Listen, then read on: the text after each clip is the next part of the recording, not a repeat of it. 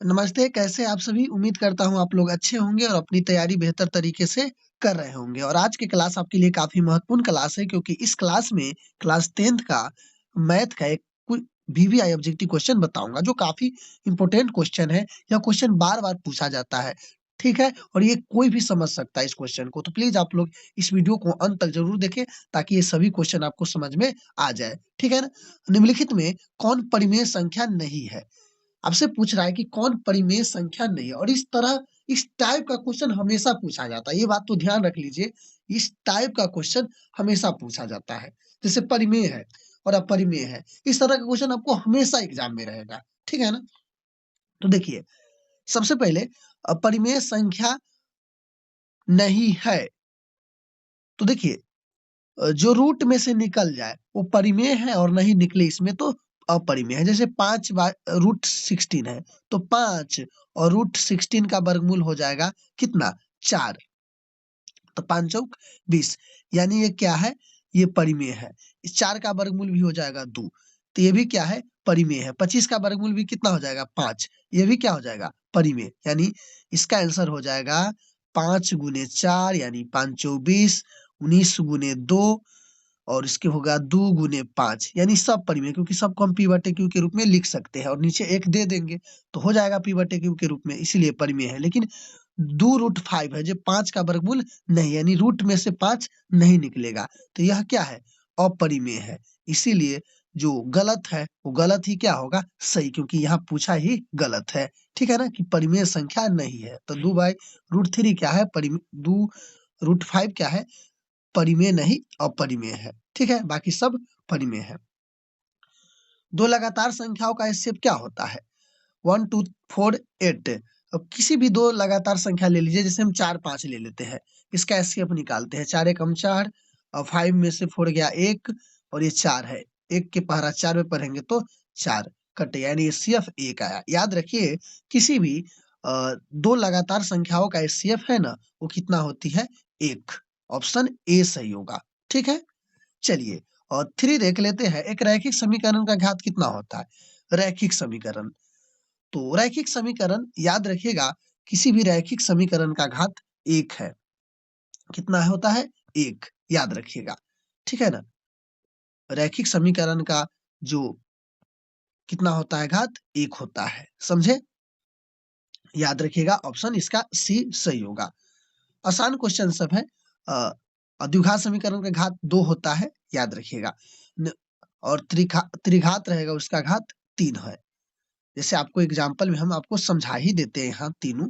जैसे मान लीजिए x + 2 है, तो यह एक रैखिक समीकरण हुआ क्योंकि इसका घात कितना है? 1 है, ठीक है? कितना है? 1 है। अगर इसी तरह से रहे द्विघात समीकरण तो इसका घात 2 है, तो ये द्विघात समीकरण है। इस तरह से आपको रहेगा एग्ज़ाम में, ठीक है ना? बराबर 0 या कुछ भी रह सकता है। चौथा क्वेश्चन है निम्नलिखित संख्याओं में से अभाज्य संख्या को चयन करें। अभाज्य संख्या याद रखिएगा जो स्वयं और 1 से भाग लगे उसे हम अभाज्य संख्या कहते हैं। 16 में 1 से भी लगेगा, 4 से लगेगा, 16 से लगेगा, 8 से तो ये नहीं है। 36 में भी 1 से लगेगा, 2 से 3 से अधिक से नहीं होगा। 33 में 1 से, 11 से, 3 से ये भी नहीं होगा। लेकिन 31 में सिर्फ 1 और 31 से भाग लगेगा। तो ये क्या है?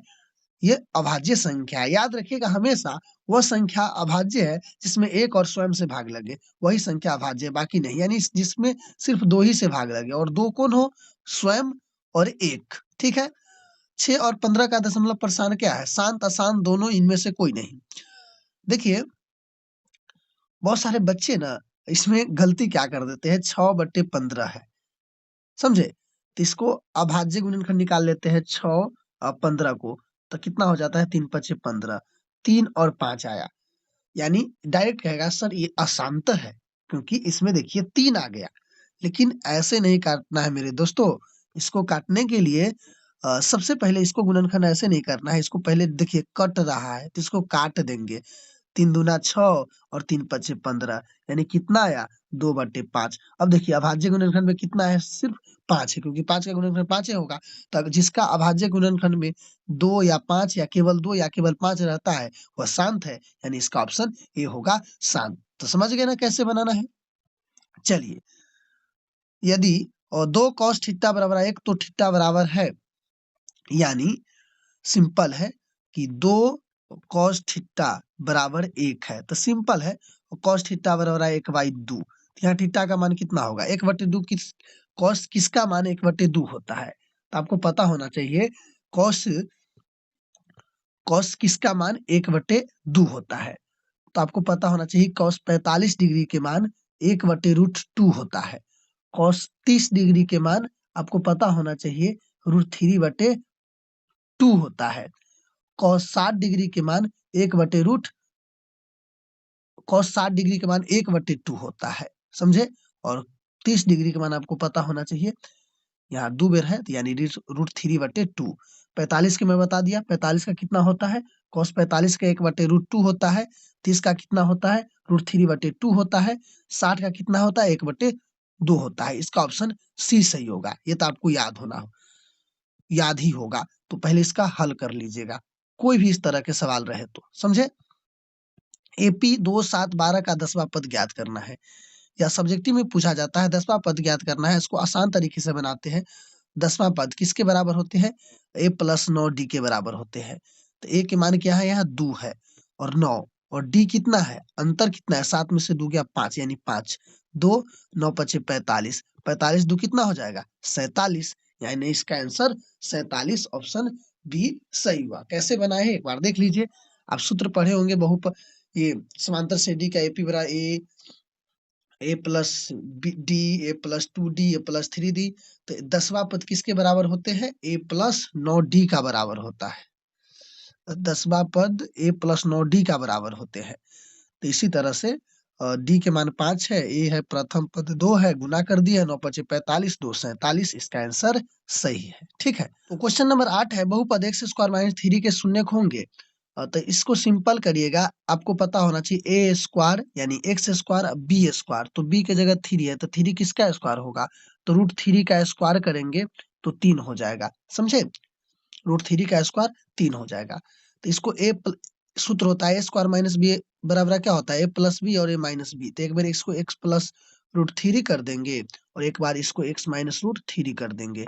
अब शून्यक निकाल लेंगे, x + √3 है, इधर बराबर 0 दे देंगे, शून्यक यानी शून्यक निकालना है, इधर आएगा तो -√3 हो जाएगा। अब उसके बाद x माइनस है, तो x - √3 है बराबर 0, तो x बराबर है, इधर माइनस इधर आ जाएगा तो +3 हो जाएगा। यानी आप याद रखिएगा, इसका शून्यक 2 होगा, एक +√3 और एक -√3, यही दोनों इसका आंसर होगा। देख लीजिए, हाँ, ऑप्शन बी में ऐसा आंसर है, इसलिए बी सही होगा। लाइक शेयर करते रहिए। बिंदु -5, 3 किस में है, तो आपको पता होना चाहिए, इसमें प्लस होता है, ठीक है। इसमें आपको पता होना चाहिए माइनस प्लस होता है, और इसमें माइनस माइनस होता है, इसमें प्लस माइनस होता है। ये प्रथम है, ये द्वितीय है, इसको तृतीय कहते हैं, इसके चतुर्थ कहते हैं। यानी प्रथम पाद, द्वितीय पाद, तृतीय पाद। तो इस -5 3 किस में है, तो -5, पहले माइनस उसके बाद प्लस है, तो माइनस प्लस द्वितीय में है, तो इसीलिए इसका आंसर बी सही होगा। 10 है, एक वृत्त का व्यास 14 सेंटीमीटर है, तो इसका परिधि क्या होगा। देखिए, परिधि पहले तो व्यास है तो त्रिज्या आधी होती है, यानी 14 है तो त्रिज्या बराबर 7 सेंटीमीटर होगा। कितना होगा, 7 सेंटीमीटर त्रिज्या बराबर होगा, 7 मीटर होगा, 7 सेंटीमीटर। परिधि का सूत्र है 2πr, तो 2 × 22/7 गुने r कितना आया, 7, 7 से 7 कट गया, 2 × 22 दूना कितना होगा, 44। ऑप्शन डी इसका सही हुआ। तो आई होप ये सभी क्वेश्चन आपको अच्छा लगा होगा, और काफी महत्वपूर्ण क्वेश्चन है। प्लीज टाइम निकालकर इसको जरूर देखिए पूरे से और समझिए, इसमें से हमेशा क्वेश्चन आता है इस तरह का क्वेश्चन।